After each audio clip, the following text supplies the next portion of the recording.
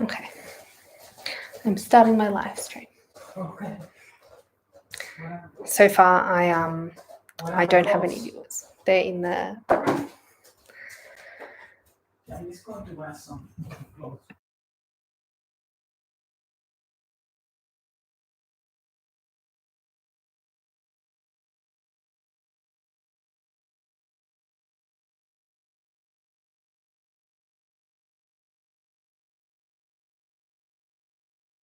I'm muted.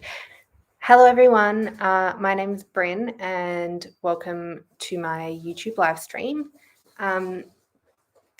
So in today's video, I'm going to be talking to you about any questions that you might have as international students coming to Australia, especially after the recent news that international students can return to Australia. I thought that I would pop on here and answer any questions that people had about being able to come to Australia and studying in Australia and working in Australia and anything else that you wanted to know. So to start, I just thought that I would answer a few pretty commonly asked questions about international students who are wanting to study in Australia and to return to Australia or to come to Australia for the first time, since they're now allowed to come back. And yeah, if anyone else has any questions, please just ask in the comments and I'm happy to answer them. But to start with, the government has recently announced that international students are able to return to Australia without having to pay to hotel quarantine. And they will be able to do that on any flights they're able to get in on from the 1st of December. Sorry, I just have to put on my hair. And they won't need a travel exemption to do so. So in order to do that, they will also need to have a recognised vaccine, and the TGA and the Home Affairs website has a list of the vaccines that are recognised as part of this scheme, I suppose. And yeah, so at the moment you don't need to, I think that in some states you have hotel quarantine, but in other states you don't. Anyway,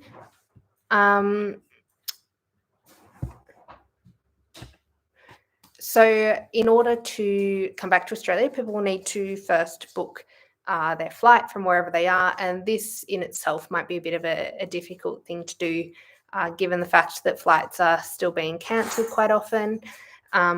So my advice to you there is to go and look on websites like Skyscanner or Google Flights to find some sort of well-priced flights for you to arrive in Australia on.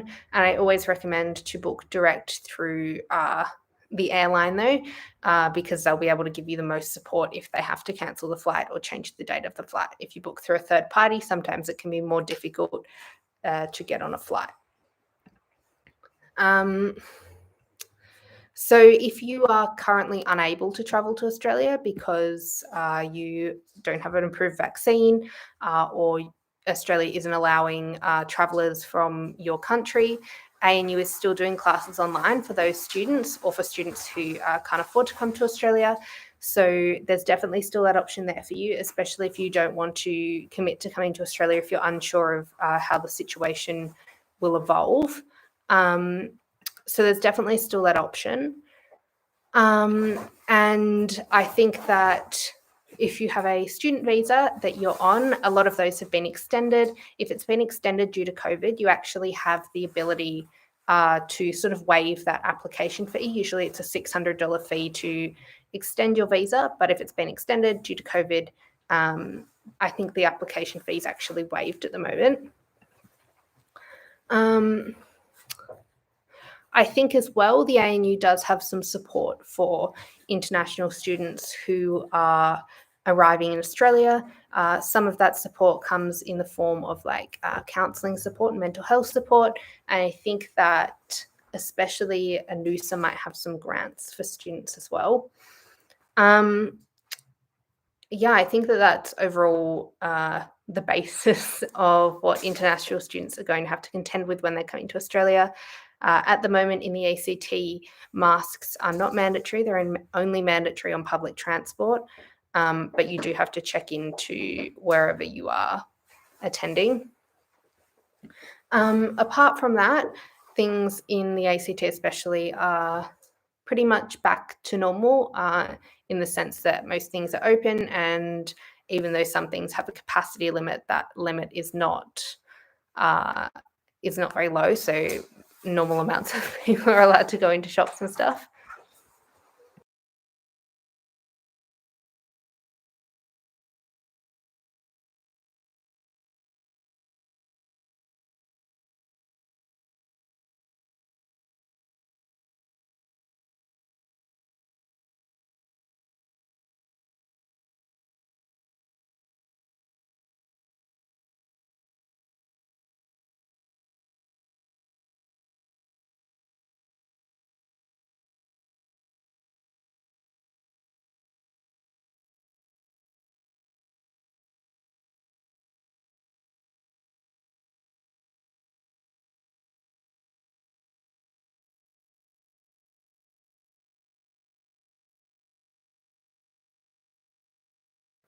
Sorry, everyone. I just had to help my partner because he is going to the shops.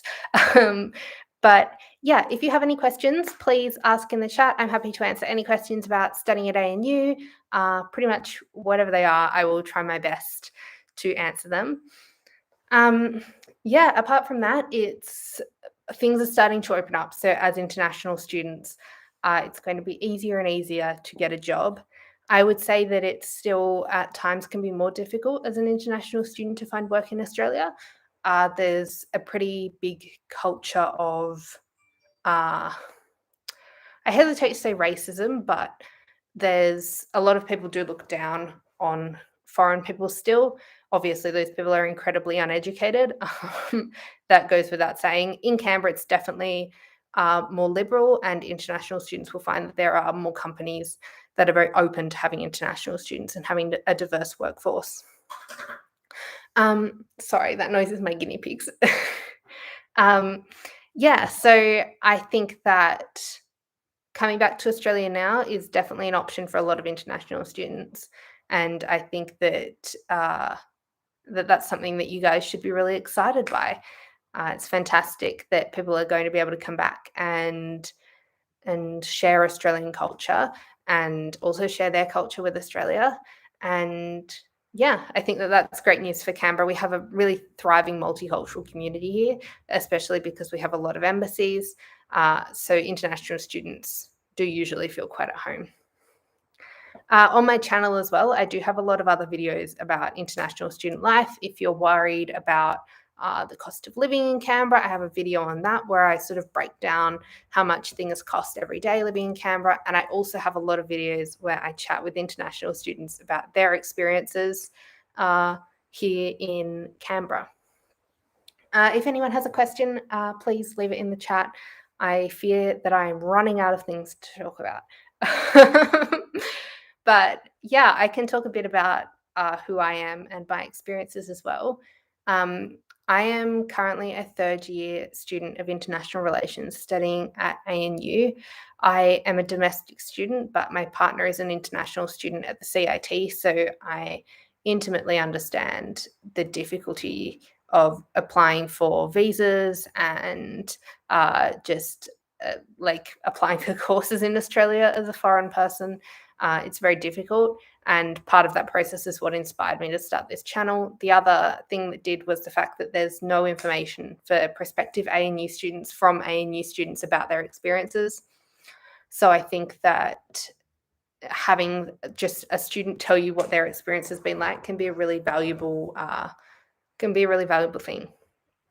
At the moment, I'm working as an associate consultant with a boutique company here in Canberra. Prior to this, I was working as a risk analyst for an international think tank, and I also worked for other boutique companies in Canberra and did freelance work both in Australia and abroad. I credit, what am I talking about? I've had a very long day, so I think that my brain to mouth connection is just kind of fried. Yeah, but I'm happy to answer any questions about living in Canberra or living in Australia in general if you're interested in going to a different university. Yeah, I'm happy to answer questions. Are any of the viewers who are currently watching ANU students?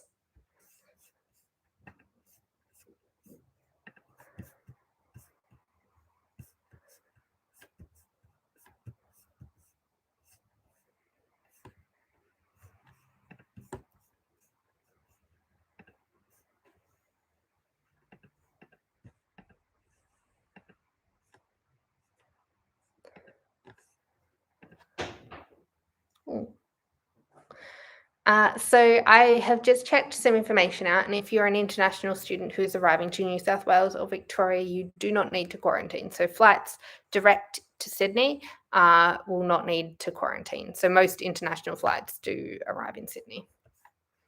But if you're arriving to the other states, then you will need to quarantine and pay for hotel quarantine.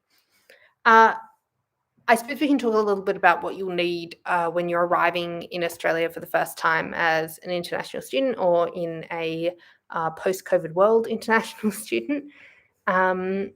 So first of all, you will need to make sure you have your foreign vaccination certificate. That's super important. And a pre-departure COVID-19 test, and also an Australian travel declaration 72 hours before your flight. This information is all available from the ACT, not the ACT, the ANU COVID page, which I have put in the chat just here. So if any of you are interested in hearing more information about COVID at the ANU and how to get to the ANU, please just click on the link in the chat and you'll be able to see that there. So yeah, I don't think I have anything more to say on this live stream. I hope that anyone who has any questions feels that they can reach out to me and ask. I'm more than happy to answer them. Yeah, so thank you guys for watching, the people who showed up. Yeah, bye.